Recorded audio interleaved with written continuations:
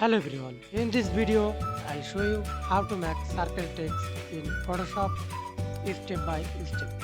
I already create a new canvas, create a new layer, right click ellipse tool, move shape without fill, without stroke, press enter. Then hold shift, draw a circle, click the text, right click horizontal type tool and select the text color. Show this icon, then type anything, example.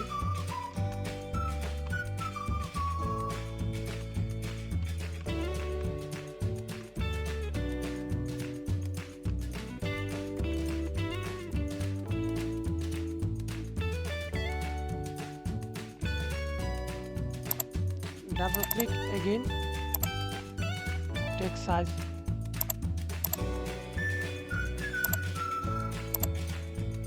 click to this icon, paragraph fill, change the color.